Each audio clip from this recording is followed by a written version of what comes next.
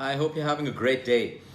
Well, today I want to talk about deworming. If we go back a couple of years where we were kids growing up, our parents would put us through this, this every 6 month cycle of deworming where they would give us a syrup or they would give us a tablet to deworm. Because what happens is there is the possibility of worms that we've heard of while we were growing up. You have the roundworm, you have pinworms, you have tapeworms. Now these worms find their way into our gut. And then they basically hang around on our intestinal linings of the gut, and we become the host. What that means are these parasitic worms, to feed themselves, rob us of nutrition. So what happens, some of the common symptoms that we see is weight loss. We see malabsorption, where you have people eating really well, but they don't seem to have the right amount of vitamins and nutrients being absorbed into their system. Like we always say, it's not about what you eat, it's about how your body absorbs what you eat and assimilates how you eat.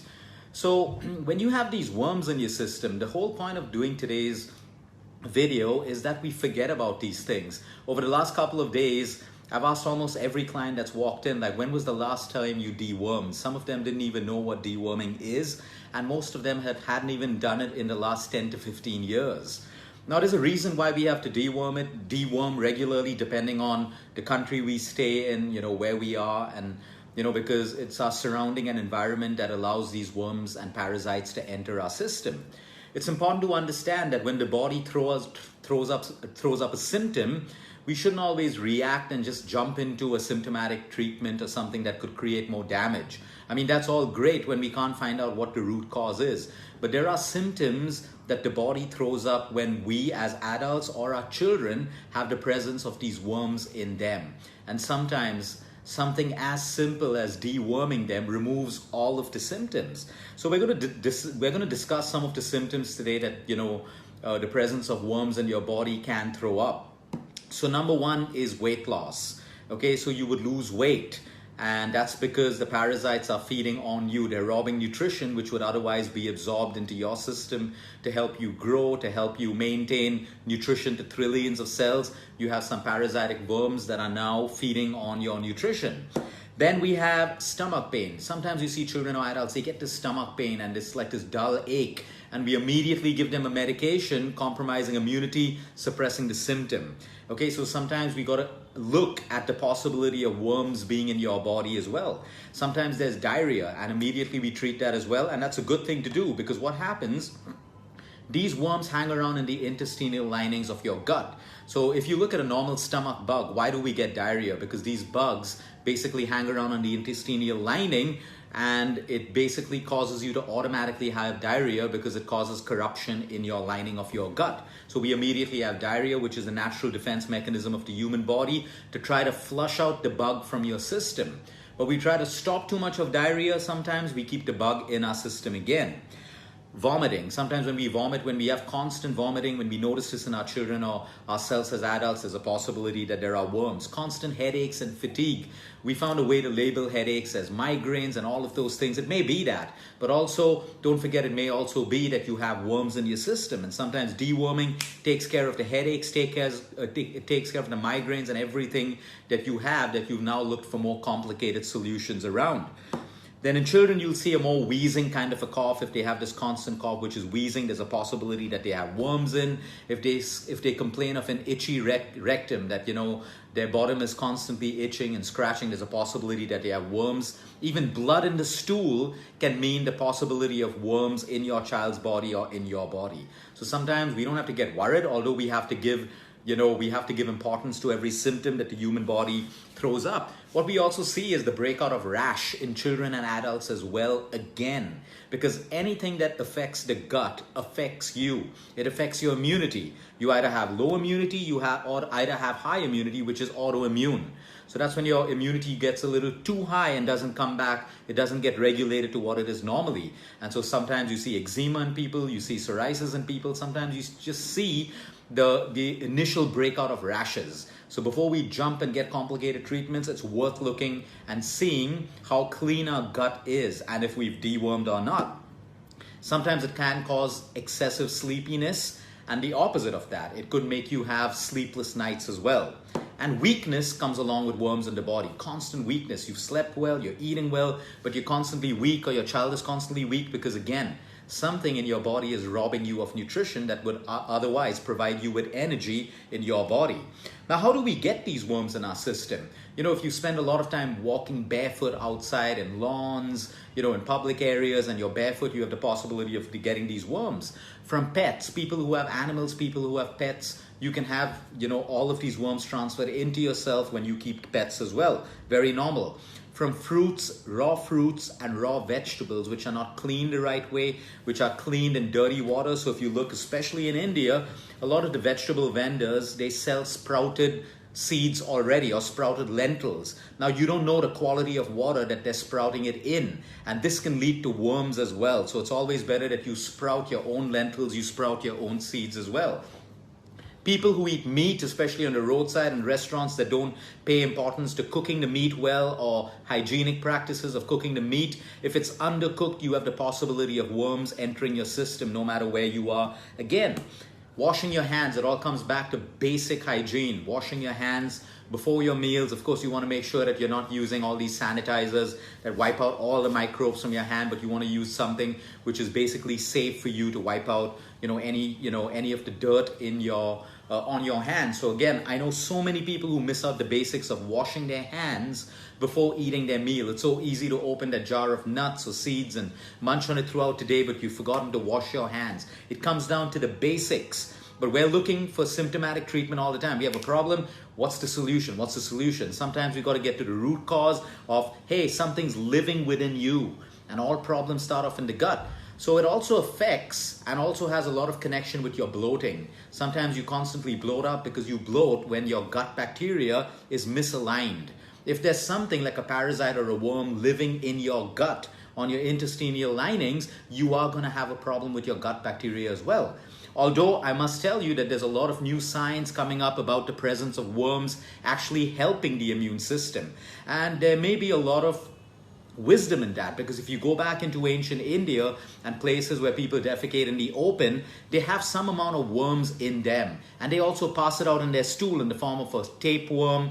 So some amount of this in the body is what science is saying is okay. It communicates with your gut bacteria, and it's actually good for reducing inflammation. The problem is when it's too much, it changes the environment in the entire gut. So the whole idea is deworming. You want to check if you've dewormed in the last couple of years. Now, it's not right for me to prescribe a deworming medication. You want to speak to your general physician, who can give you a very safe deworming tablet for you to take, and he'll tell you whether to take it once in 4 months or 6 months or once a year. So it's important that you seek advice of your doctor to prescribe this for you.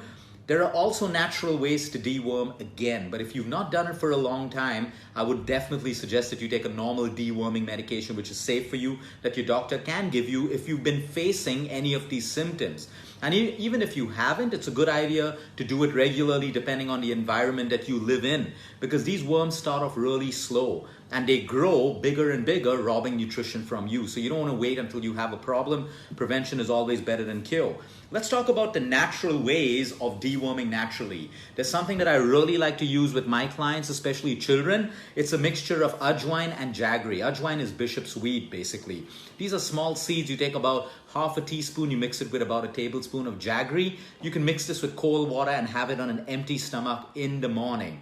We take this from Ayurveda. It's a fantastic way of deworming naturally. So you can have this for about 6 to 7 days on an empty stomach. It's okay for your kids. It's okay for you as an adult.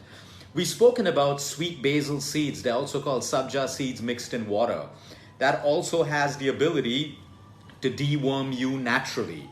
Then you have pumpkin seeds, roasted pumpkin seeds, but I prefer raw sprouted pumpkin seeds. You take a tablespoon of pumpkin seeds, you soak it overnight. In the morning, you notice it's slightly sprouted, and you can have that on an empty stomach or anytime during the day. Good old castor oil. Again, it goes back 10 to 15 years where our parents forced down a tablespoon of castor oil in our system before we slept, maybe once or twice a week for a couple of months, and then they stopped it completely, because castor oil, again, has the ability to flush out worms from your body. We have pineapple because it's got this super powerful compound called bromelain in. Okay, so when you look at pineapple and papaya, papaya is fantastic.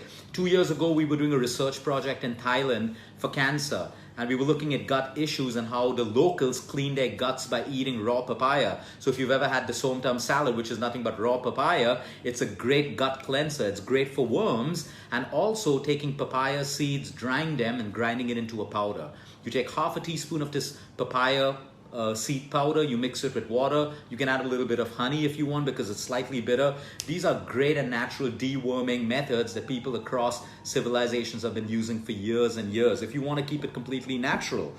And then you have the good old coconut oil again. Why coconut oil? Because it contains something called caprylic acid, which is highly anti-parasitic and highly antimicrobial again. So having like a teaspoon or tablespoon, depending on your size and your total of oil intake in a day, can also help you flush out worms and keep your gut completely strong and clean. Empty stomach again. You don't like the coconut oil or you're finding it difficult to consume it raw, you can even have fresh grated coconut. So you can have fresh grated coconut either plain, or you can add it as a breakfast topping, or you figure out the way that you want to get it into your system.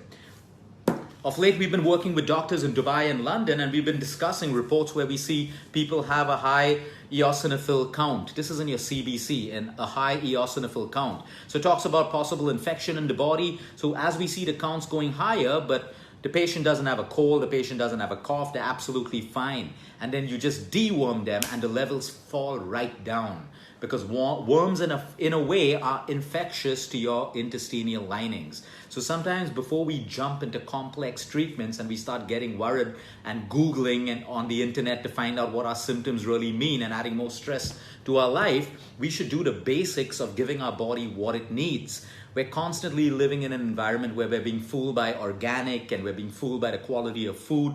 We have substandard fruits and vegetables in the market. We have polluted air, dirty water. So we got to put in efforts to help our body deworm, detoxify, and all of these things. If we were living in a perfect world, we don't need to detoxify at all. It's a waste. Because as long as our 5 eliminatory organs, that's our lungs, liver, kidney, skin, and colon, is working perfectly, you are automatically detoxifying. That's the intelligence of the human body. But when 1 or 2 of these systems get jammed, like you have a sluggish liver, or you have a fatty liver, or you have skin that's not sweating at all, or you have lungs with poor breathing power, or your colon's jammed because you're constantly acidic, you're constipated, all of these issues, or you have a kidney problem, you're not detoxifying, you're accumulating toxins, which is the root cause of most diseases, inflammation and everything.